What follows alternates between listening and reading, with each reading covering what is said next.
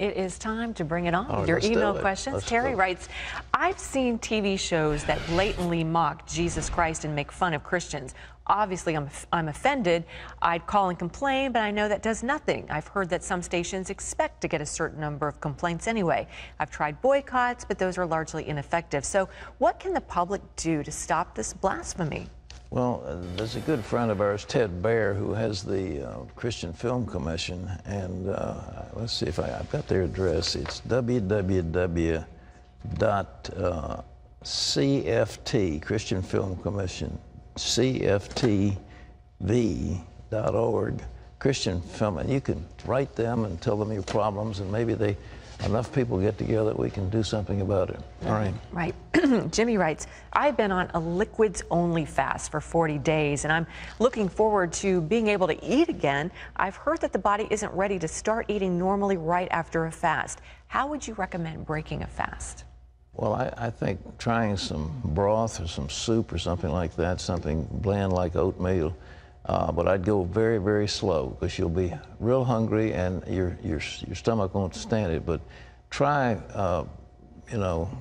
liquids, try soups, try some things like that, and then gradually come on back to regular eating, because otherwise your system is going to revolt. I had a broccoli and cheese soup after fasting once, and that was not a good idea. No. Because a lot of times if you're already a little lactose intolerant, which apparently I was and didn't know it, you don't want to do cheese. No, forget cheese. Forget cheese. But you could get some, just regular broth. Broth would be great. All right. Well, Denise writes, you answered a question recently pertaining to the Old Testament, and you said we are not bound to the Old Testament laws anymore. If that's the case, why are we still hearing about the law of tithing? That was Old Testament. Aren't we under grace? There are many scriptures about giving in the New Testament, but there is no commandment to give 10%. Well, in the New Testament, it's not 10%, it's 100%. She's going to wish she's in the Old Testament now. Go back to the Old Testament. That's the easy way. Everything we have belongs to the Lord. Our life belongs to the Lord. Our money belongs to the Lord. And He tells us how much of it we can keep.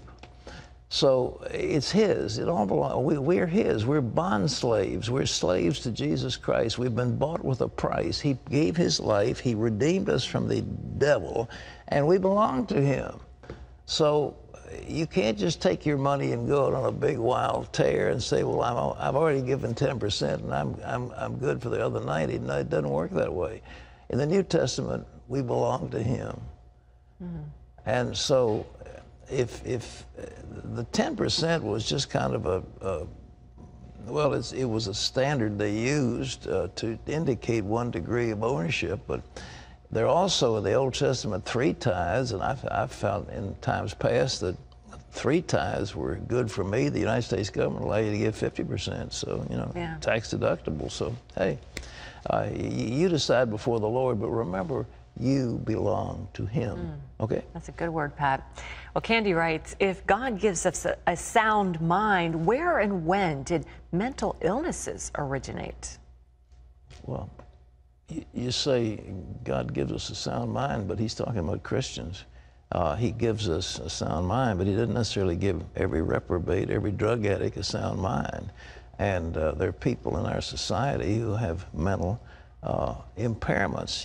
There's sickness in the world, and people have problems, and there are chemical imbalances, and okay. Yeah, all right. Well, Rosie writes, I have a question about Revelation 22:18 and 19, where it says that if anyone adds or takes away from this book, God will essentially smite them. What does that mean? Well, it doesn't say He's going to smite him. He's going to add to them the curses found in the book. But it's a little admonition for those who are reading it. You'd better behave, listen to it. But what does it mean? I think we need to reverence the Bible. We need to reverence words like this and try to live them. But hey, Revelation is confusing enough, though, without trying to worry about the fact that you're going to get smitten if you don't keep it. I got an A+ on my Revelation paper when I was in seminary. A+. Wow. I did a chart of Revelation, and I know less about Revelation now than I did then. I mean, there's some stuff you don't know, and there are types, they're shadows, and so forth. So, hey, Yeah. I wouldn't worry too much about that. I just think that there are principles in there, there are things that can teach you.